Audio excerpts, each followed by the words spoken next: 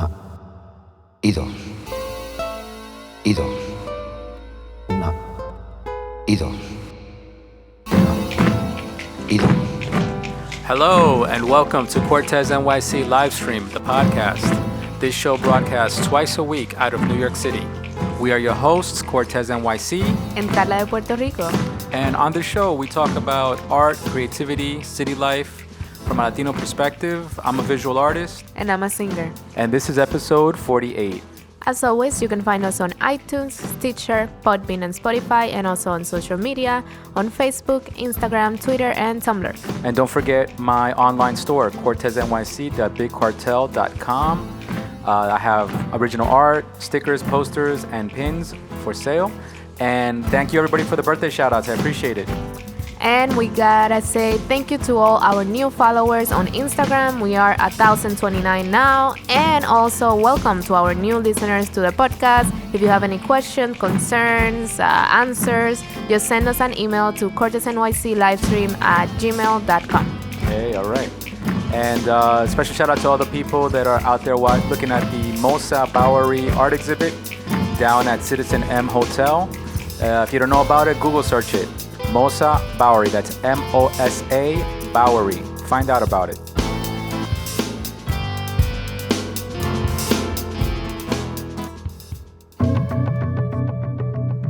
Oh yeah. So, what are we talking about? Volume. What? Not volume like the volume that you're hearing right now in my voice. Volume as in mass, as in weight. Oh. Mass, weight, the body weight of lettering, volume. I thought of this topic because I realized that when I'm doing graffiti, a lot of times I try to make my letters have weight, body, like mass, like body weight, like that you could feel that there's a shadow or a highlight. Right. And even if the art is flat, I still try to give it this like shadow or highlight kind of look. And then I realized that I'm always doing that. And I'm like, well, I think that's the generation of graffiti that I'm from, where we started kind of doing the 3D effects to our lettering. Mm-hmm. And then I realized, well, maybe a lot of people out there who do lettering, either you're a graffiti artist or maybe you just do lettering because you like to doodle and you do lettering, you might find this interesting. I thought about all the different types of 3D that you can give your letters. And when I started making like a short list, I thought there would only be like 2 or 3 ideas. Yeah. I ended up realizing that there's like, I have like 10 here. Oh, wow. So there's like 10 different ways to add dimensionality to your letters. And I didn't realize it until I started doing it. So what I'm talking about when I say dimensionality, I'm definitely going to post visuals because as always, when I do these topics, it's hard to describe it. Yeah, to describe it and make it entertaining and allow you to follow along just from my voice. Yeah. So I'll definitely post, I'll make a post showing the different dimensionality that you can give to lettering. I'll illustrate each one and I'll make a post on Instagram so you could go check it out on Cortes NYC Livestream at Instagram. That's Cortes NYC with an S. Mm-hmm. All right, so I tried to organize it in a way that is from the most basic, I think, that we all learn, all the way up to like things that are a little more complicated. And what I'm gonna use as a visual tool, I'll probably just do the letters A, B, C and keep it really simple for you guys to see that it's just a very simple concept. I think some of the points that I'm gonna talk about, you wouldn't be able to really get the feeling for it if it was just one letter. So I'm going to try to do 3 letters because I think 3 letters will really show you the 3-dimensionality. So dimensionality. So you're doing something, let's just talk about even just drawing if you're just using a pen, right? Mm-hmm. I'm not even going to talk about spray paint or airbrushing. I'm just, even with a ballpoint pen or a pencil.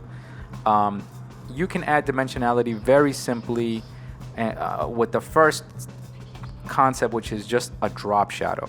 So if you just made a very simple letter, flat, no color, just made the outline of a letter, the letters A, B, C, and then all you do is you just slightly shift over on one side of the letters and just trace along the edge of the letters and just fill it in black, make it a little heavier on one side outside of the lettering so that it looks like there's another layer of the letters underneath, that's a drop shadow. So it's a darker version of the same shape underneath, slightly shifted off-centered. And drop shadow, I think, is the first one that we all learn. I think when you're doing your name and you imagine like doing 3D, you do a little drop shadow just to show that the letters are sitting on, like hovering above the paper. Yeah. And it's just an illusion. You know, a lot of these things that I'm talking about, all these things are just two-dimensional illusions to give you the information that something is 3D. But it's not really 3D, right? Obviously, it's not a photograph. Yeah. And obviously right now with computers and all that, you can do actual 3D modeled, and you can see it moving. You can see it moving around, but that's still a two-dimensional thing because you're seeing it on a screen. Yeah, exactly. So it's still 2D. It's just that it's very well rendered 3D. All right. So the next one. So the first one is drop shadow. The next one I'm gonna say is what they call 3D block letter. So what this is similar to a drop shadow. The only difference is that now instead of making it seem like it's a blacked out copy of the letter underneath it floating behind it, what you're going to do is you're going to take the same letter, you're going to extrude it from behind the letters, like extend it back, and you're going to connect it with what we would call perspective lines, right? It's the next simplest step. So you're giving the illusion that the letter is like a block, like it's carved out of a block.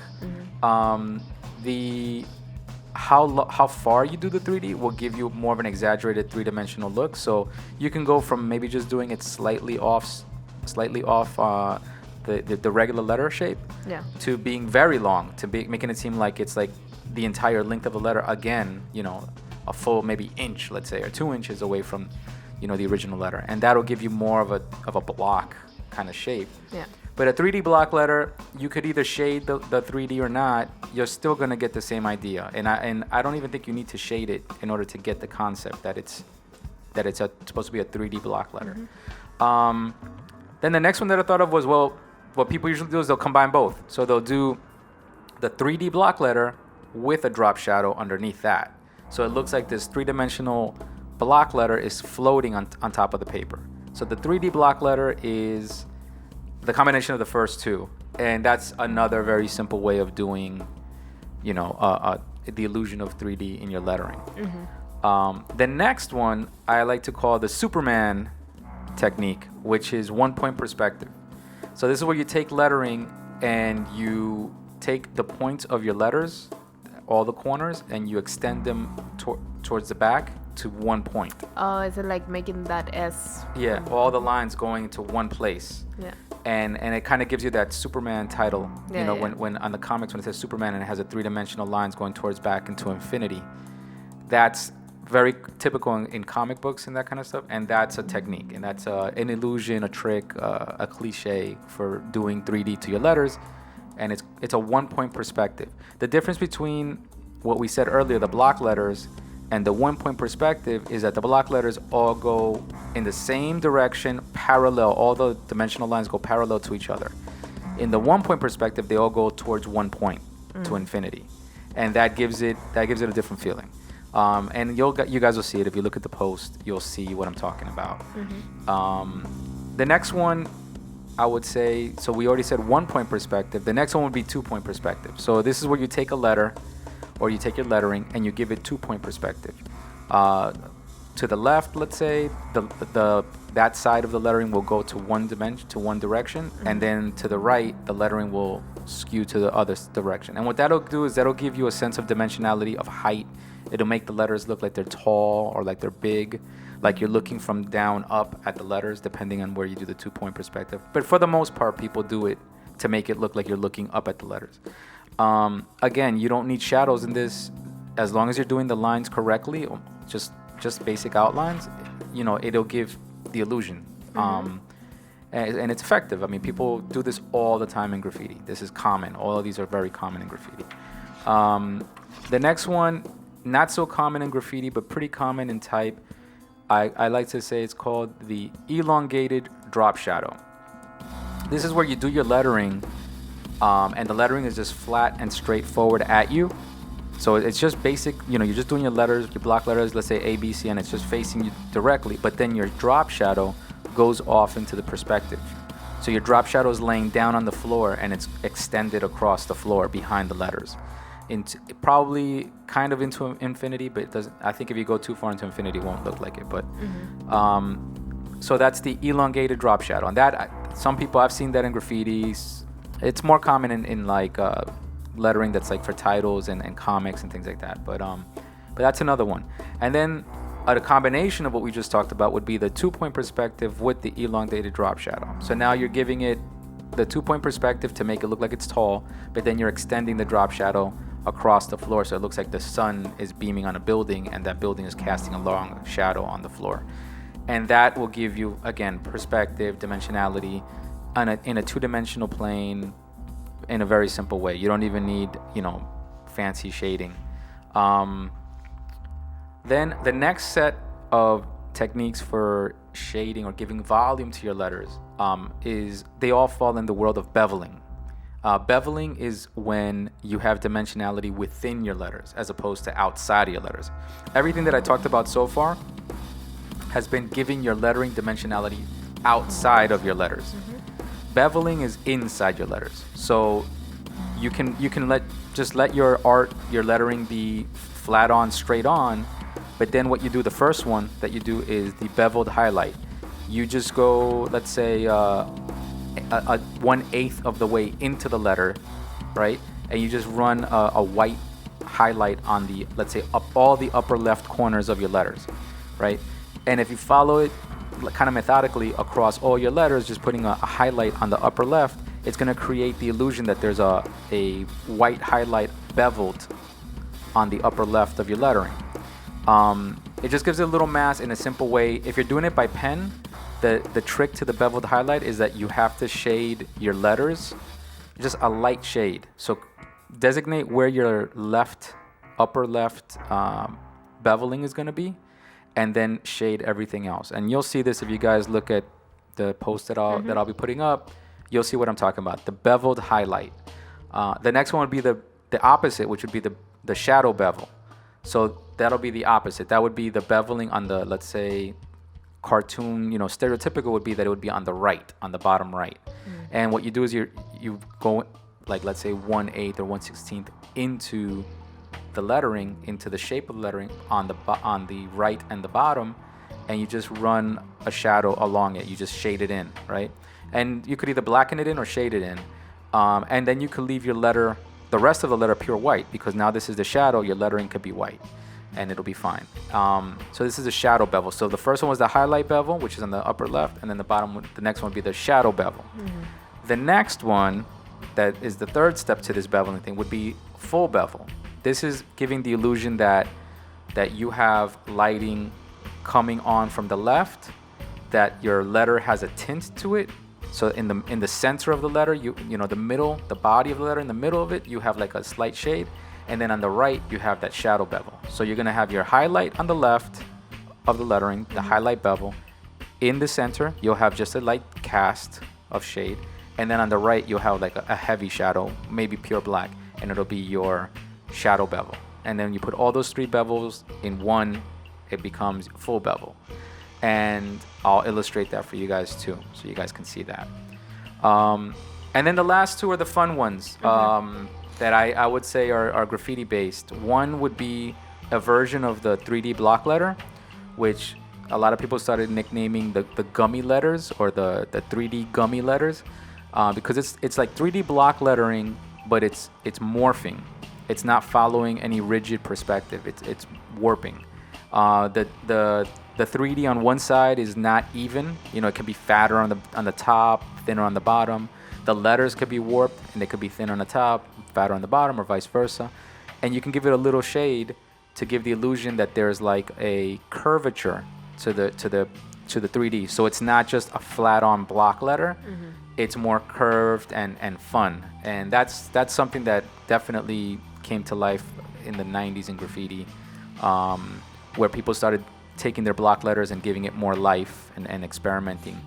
And then the last one that I would say is a rounded soft bevel. This is where you almost like a bubble letter, where you take your lettering in and you do a bevel inside the lettering, but you give it a shade that goes from light on the top to dark on the bottom, and then you give it like a little bit of shadow on the edges so that it kind of feels rounded, almost like it's made out of like a gummy substance or like a rounded substance.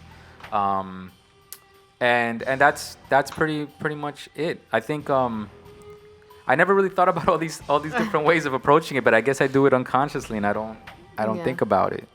I mean, have you noticed these? Here, I'll give you the papers. When did you learn to do 3D first? I mean, it was in school, or you think it was more because of graffiti? Lettering? Yeah. I think it was because of graffiti. I mean, I remember in even in high school, I remember having some projects where I would be asked to do lettering, because back then we did all our lettering by hand. We didn't do it in the computer. Yeah. So I remember I would be asked to do a poster or asked to do some sort of project that needed lettering done by hand, like a title. And you would start to just imitate what you think you saw, on comic books or in toy, packaging or food packaging does it a lot. Yeah. A lot of food packaging does it all the time. From gum to candy to sodas. Yeah. They all have like a dimensionality to the letters. Cereal boxes, they're always doing that. So I kind of like started just imitating that and trying to figure it out unconsciously, just doing all these different approaches to adding volume to the letters. Yeah. And then before you know it, you start doing it, and then you realize, oh wow, these are actually a thing. Like, yeah. I mean, it makes it look exactly more like an item, more than like an object, just letters or a pen, a mark on a paper. Right. It makes it feel more like it's something that you can touch almost. Well, looking at the illustrations, I've tried to make some of this, but I'm never good with 3D. Every time I try it, it's like, I don't know, it never looks good. Well, that's where I think you have to give into the fact that it's not really 3D. It's just an illusion. Exactly. Yeah. It's a cartoon of 3D. Yeah. It's not, as long as you put the shade in the right spot in the right area. Yeah, that's what it is. That's all it is. You don't have to be realistic, because there's no reality to it. I mean, you can do very detailed, realistic versions of this. Even now on the computer, you can do it like automatically. You can do it. There's filters that you can just do it for you. But I mean, it's still a trick. Yeah. And in school, at least, even in the most basic steps, they'll teach you how to make a box and how to make a house with different points of view and stuff like that. Right. Yeah. I mean, this is the same principle as doing a 3D box, doing a circle, a sphere, or a triangle, a cone. Yeah. A cylinder. It's the same concept. It's just that when you're doing it with lettering, you have to mix the two things. You want to make a letter form that looks like a letter form, and then you still want to give it that three-dimensionality. And you don't want your letters to just look like a bunch of boxes. Exactly. It still needs to feel like letters. Yeah. I think that's something that might be interesting. I mean, because I'm a graffiti artist, I can look at abstract lettering that is rendered, and I see lettering. But I guess I could be curious as to like what somebody who doesn't do graffiti would see. Do they just see a bunch of weird shapes that we're doing, that it's just dimensional objects, and they're probably like, what are they making? What is that? Yeah. In some cases, it's clear to see what the letters are. In other cases, sometimes it looks just like a form or it's like a beautiful piece of art, but you don't really see the letters. In some cases, I get that. You know what? I'm gonna post on here a couple of artists that I really, really recommend. If you're into 3D graffiti, you should check out. One of them is Pita. He's Italian. The other one is Yama. He's Italian. And an old school head would be Ernie. He's one of the first guys in New York that did like the 3D style. But I'm gonna post their stuff. I'll tag them also. Ernie, Pita, and Yama. They're on Instagram. They have a lot of stuff. But Yama's stuff, his stuff is really cool because he does like I always say it looks like spaghetti. Yeah. It just looks like long, curly and wavy it's like strands. Like they don't look like letters, like little block letters. They're like long chords and it's as if he took a cursive letter and extended to that style. Yeah, and because the letters go in and out and over and under, like they kind of weave around each other. So he does beveling, he does the 3D block letter, and then he does the drop shadows because he makes one part of a letter cast a shadow onto another part, which makes it feel like that letter or that part of the letter is in front of the other part. So the letters are never just straight on. They're interweaving and they're moving around organically. And that's what makes it really entertaining, because when you're looking at it, it looks like a little maze, like a little wonderland, like your eye just travels, within the letters and within the pieces, and you can just imagine this being, an object that you can walk into. I think it makes it interesting. And then the colors that he uses, he plays with color a lot, so it's interesting also to see how he gets away with that. The other ones that are kind of simple that I didn't mention here, but like bubble letters. Bubble letters with a big fat, highlight on it, so they look really cartoony. That's very typical. That everybody who does bubble letters, they'll just put that little white line and a little dot, on the left side, and that means that it's bubble. It's a balloon. They like balloon letters. But anyway, I think we talked about it in the previous episode where we talked about, and I think that's why I got this idea in my head. But when you want to sketch from life, when you want some sort of model to sketch from, and if you wanted to practice lettering, I remember saying, use paper, cut out paper, and give yourself some shapes and use those shapes. You can put a lamp on it and kind of cast shadows and get an idea of, what's one side of the plane and what's another side of the plane, and like how's the highlight and the shadow casting on something else. And you can make little abstract shapes like that. And I definitely recommend, if you want to do that, even with little boxes, if you just get some shoe boxes and some things like that, and you can put lighting on it, and you can really experiment with shadows and that, if you really wanted to study it. That's a good way to do it. But it'll help, expand your sense of dimensionality. We haven't even talked about depth, like letters in the distance versus letters up close, right? Which is another level. If you can get past giving your letters dimensionality on their own, then you can get into the place where you start to make letters look like they're far away.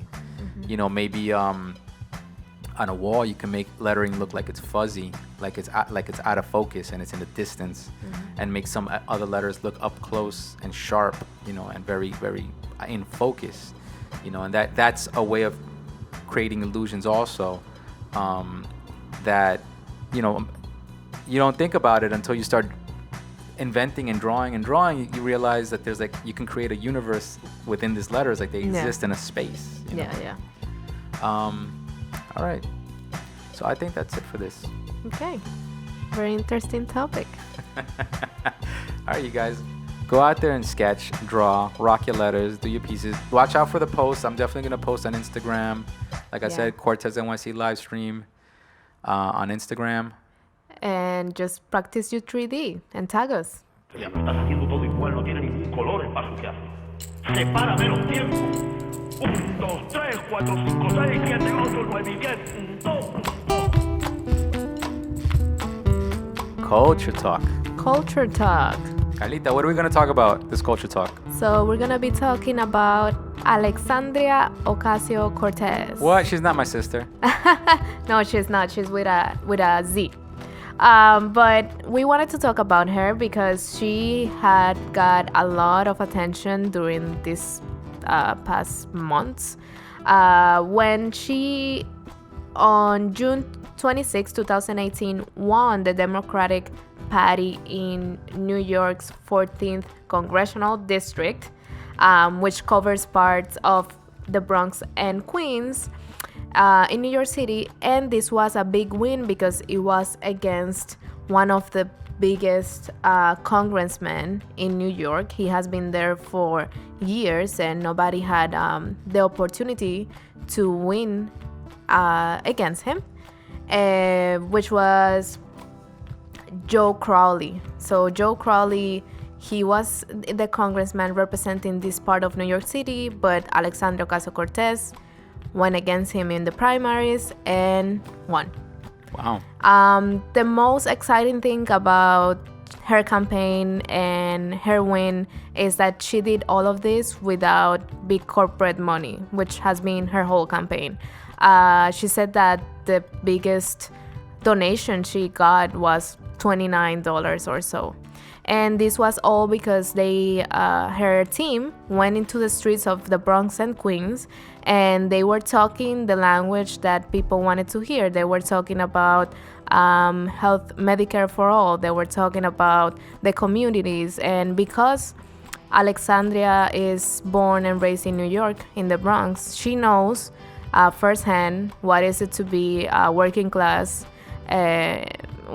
citizen in New York. So she knew how to organize and manage her experience and then translate it into talking to other people and getting them to vote and getting them to donate, and it was awesome. Wow. So just to tell you a little bit more about her, she's 29 years old. She's an educator, politician, and political activist. She has a bachelor's degree from Boston University in economics and international relations. And like I said, she was born and raised in the Bronx from a Puerto Rican mother, and her father, I believe he's like a New Yorican.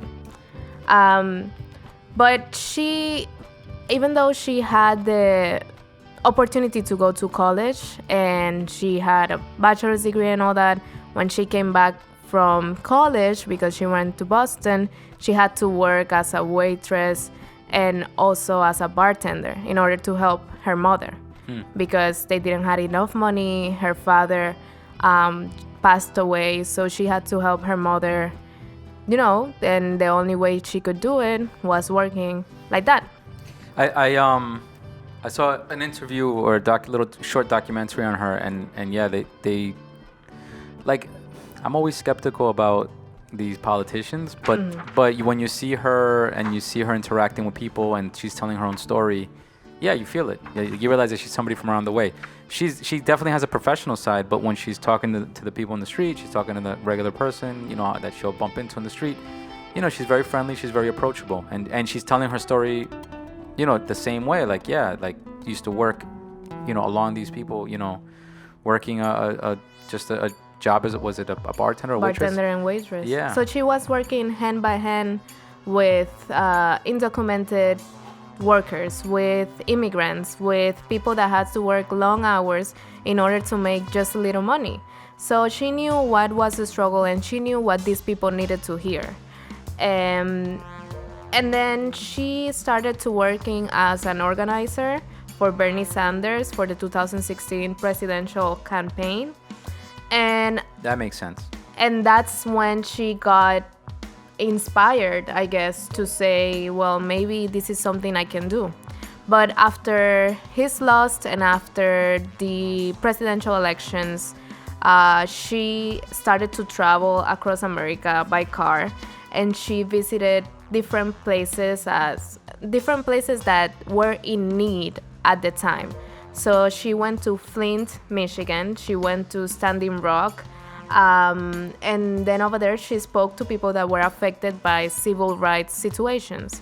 And when she spoke to these people, I heard an interview that she did for NPR, that when she did this traveling, she found like her calling. She found that she needed to run, because if she wouldn't do it, then nobody else would tell the stories of these people, and they would not have a voice.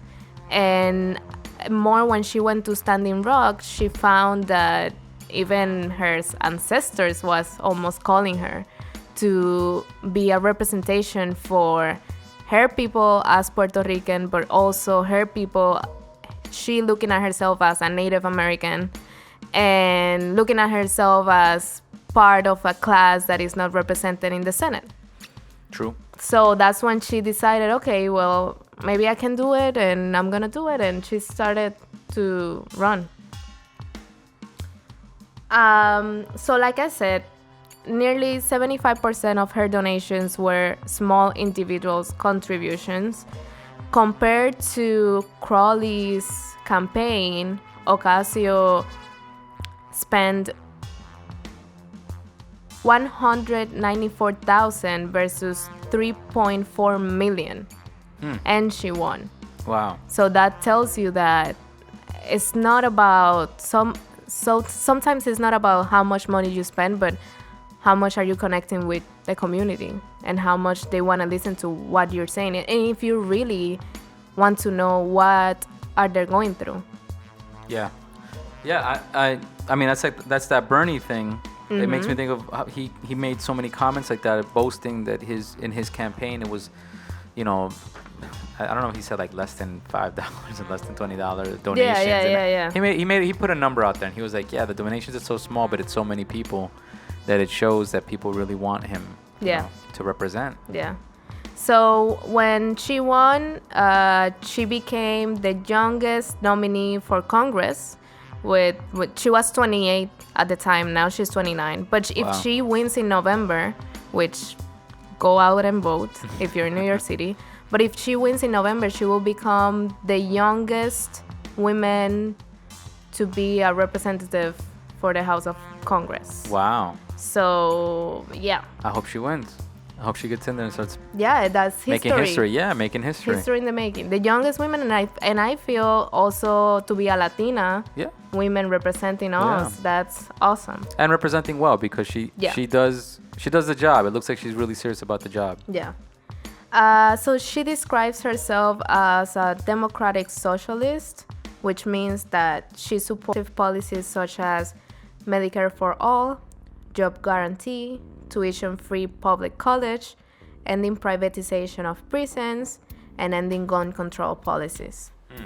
So I think there's a lot of hope there. She also believed that the Democratic Party should change their views into a more working class, that they should focus more into the working class people, because these are the ones suffering the most right now with the economy.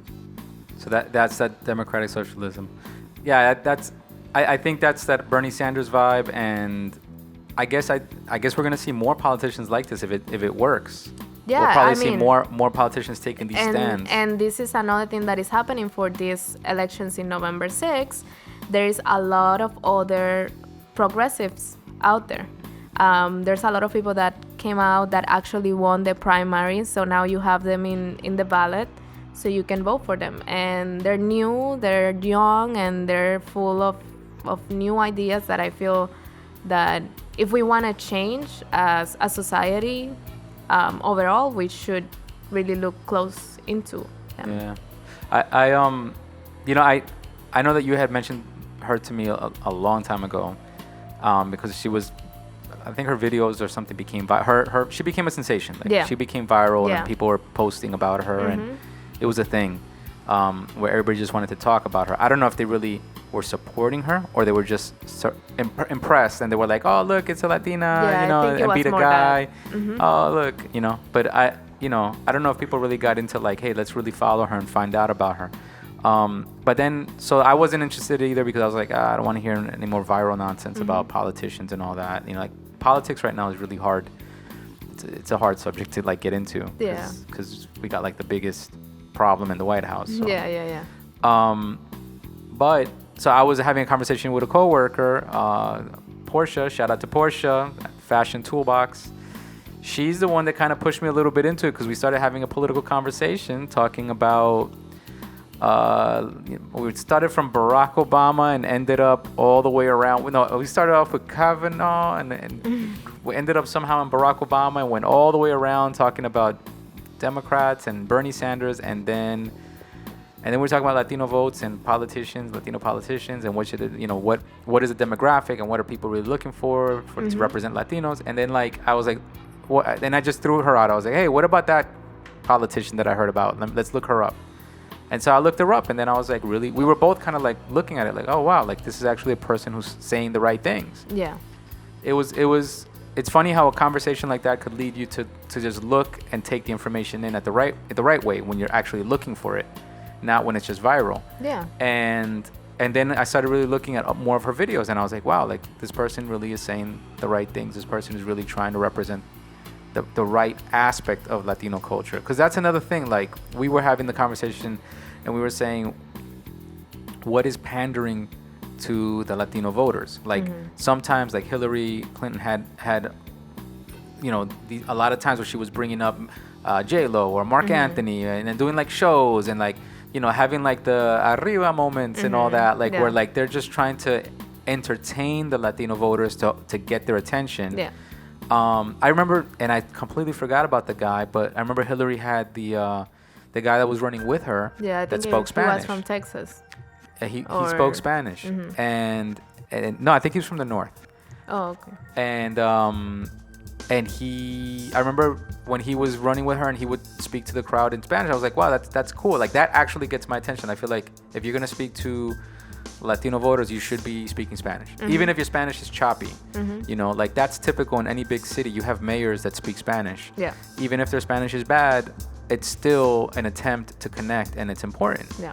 But then the conversation that we were having was like, well, okay, but what about the point? What about the actual, points that they're trying to make? What about the actual agenda that they're trying to push? Like, is it real or not? Is it really helping or not?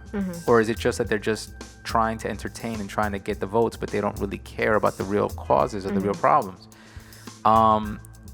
And then that's when that's when you got to say to yourself, man, that there is that deficit of politicians that we don't really have politicians that are really speaking to the Latino voter, but in a respectful way. Or speaking to them in a way that's educating them. Yeah. And bringing them up to speed with what's happening. Yeah.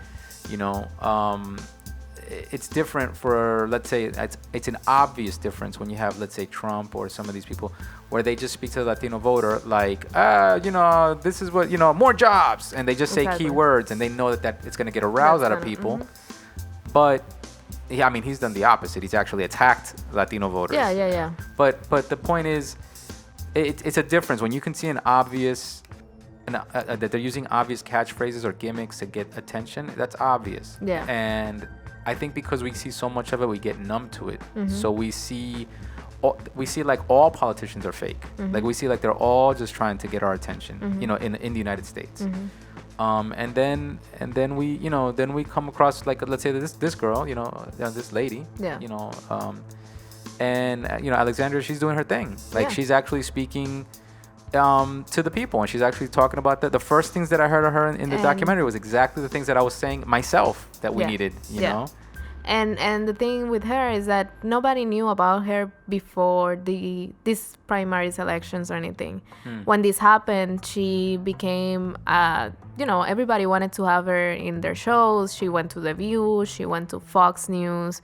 And, when you go to those type of shows, you will feel like she will be quiet maybe about certain things because she don't want to create that kind of image of first impression, because it will be a national impression that she will make. Exactly. But she wasn't afraid. And talking about the socialism and all that, in The View, they asked her, and she was trying to explain, we're not talking here about socialism the way you think we're talking about. We're talking more about a democratic socialism, which is different. It's something that includes everybody and that everybody can decide for. So in topics like that, she also talked about the colonial status of Puerto Rico in a CNN show. And they were very, very skeptical about her view of Puerto Rico as a colony. Like, they didn't believe that she was saying that, but it is the truth. Yeah. And then that's gutsy to come out right out the gate and say powerful things like those, tackle those subjects that don't have a clear answer. It's not like a win-win. Somebody's gonna lose in that conversation. You know. And then they were hitting her with how are you gonna pay for the Medicare for all? How are you gonna pay for the minimum wage raise? And it's a lot of things that when you see her speaking about it and you see that she can actually explain, but it's just that people don't want to give her the opportunity to be credible because they want to play games with her and with questions that makes no sense.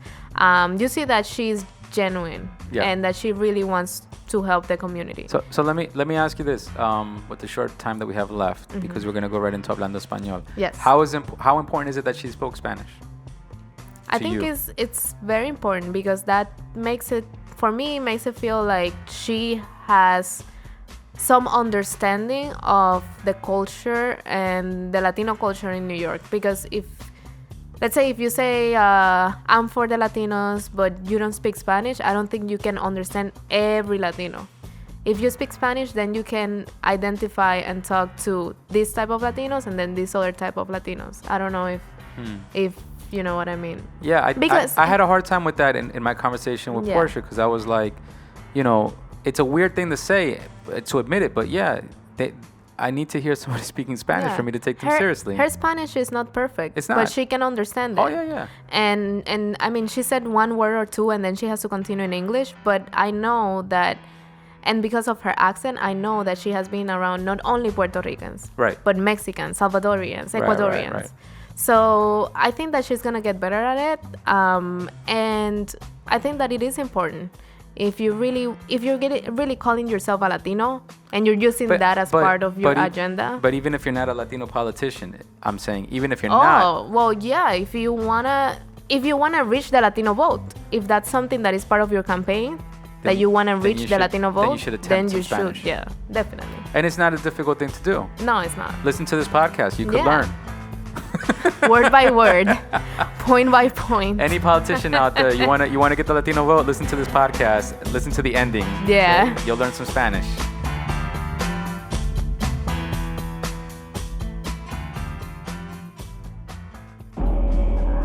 You wanted me to teach you, right? This is street reality. Hablando Español, Carla. Let's teach all these politicians some Spanish right now. What you got? Okay. How do you say volume? Volume. Ah, look at you. So volume is volumen, right? But what we were using it for today, meaning mass, like the volume, let's say, of a sphere, or the volume of a box. How do you say that? Oh, you don't know. Is it also volumen? Sí. ¿Cómo se dice? Volumen. Really? You can use the word volumen as el volumen del sonido y el volumen de un cubo. De un objeto. Seriously? Yeah, there's a word for it. Volumen. I didn't know that. All right. Okay, how do you say wait? Wait. Espera. Ah. Nah, I know you meant a different kind of wait. Wait, peso. Oh, but that's money. I said it wrong. No, you said it right. It's the same word. So right now we just walked into a dumb trick that you end up falling into if you're bilingual. So weight, meaning weight like the body weight. But because you said wait, I can say wait, you mean like espera. Like wait. But then espera, then I could say the weight also could be peso. Like pesando something, like you're weighing something. Peso, but peso is money, is a dollar, is a... Oh my God, mira este. He just did like a whole thing with it. Yeah. No, but so weight. How do you say weight? El peso? Peso. Peso. Okay, so if I say I want to show the weight of something, el peso del objeto. Like I want to say the weight of the lettering. El peso. But I know that there's another word because for it. Peso is kind of like weighing, like you're talking about actual digit, an actual number of weight. I don't know if that's what weight means when we just say like, oh, look at the weight of that object. Then in that case, I think it's more el volumen. El volumen. Okay. Okay, next one is más. How do you say más? Well, I was going to say mass is volumen, but so mass is like masa? No. Masa. Masa, but masa, isn't masa what you make something out of? Yeah, but also... Like, isn't masa like when you, like dough? Yeah, that's a type of masa. But also masa is anything that has particles on it. So... Mass in Spanish is the mass of the dough, la masa, but it's also la masa. Really? Like an object. breakthroughs happening right now. So clay, for example. It's a type of masa? No, because all we say masa to is when you're cooking, la masa. But when you say... No, pero se usa más en términos de ciencia. Masa. For science terms, we use mass as masa. Wow. Yeah. All right, I didn't know that. Yeah. Interesting. Okay, masa. So yeah. mass, masa, and weight is peso. Peso. All right. How do you say dimensionality? Dimensionality is dimensionalidad. Oh, yes. Yeah. How do you say shadow? Ooh, shadow. Sombra. Yes. How do you say... I think we did this one. Sombra. Maybe we did. But we... Because sombra also means like... I think sombra is something else too. It's not just shadow. Sombra is shadow. Are you thinking of sombrilla? Yeah, that's a shadow. Yeah, it's casting a shadow on you. Yeah. All right, got it. Okay. Next one, curve. Curva. Yeah. And next one, waitress. You took mine. Waitress. That's a tricky one. Waitress is mesera. Yes. Mesera literally translates into like table person. Mesera, like the person who works with the table. Mesera. But isn't there another one for waitress, or that's the only one? No, mesera o mesero, o puede ser servidor, but that would be more like servant. Yeah, no, you don't say that. Mesera. Okay. And then how do you say Democrat? Democrata. Yeah. All right. Okay. I got a couple for you. Ready? Quickly. Politician. Político. Organizer. Organizador. I feel like we've already done these. Bartender. Okay, so I looked it up because we said bartender in Puerto Rico, but it says camarero o camarera. Camarero o camarera. O cantinero o cantinera. Okay. Thank you.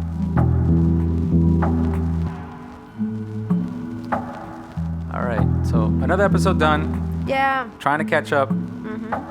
Trying to catch up to all these episodes. Next episode is episode 49. Yes. What are we going to be talking about? Well, I'm going to explain a little bit about democratic socialism. We're going to dive deeper into that, huh? Yeah. We can talk a little bit about it, see what you guys think, and we can give our opinion about it, too. I don't know anything about democratic socialism, so I'm very interested to have this conversation. Good. I'm sure a lot of the ideas I'm going to be into. Maybe. I'm sure. Yeah. But it'll be interesting to understand what is the formal definition and what are some of the formal beliefs of it. Yeah. All right, and then I'll figure out another topic and we'll have a nice little conversation. So I'll see you guys next time. See you guys.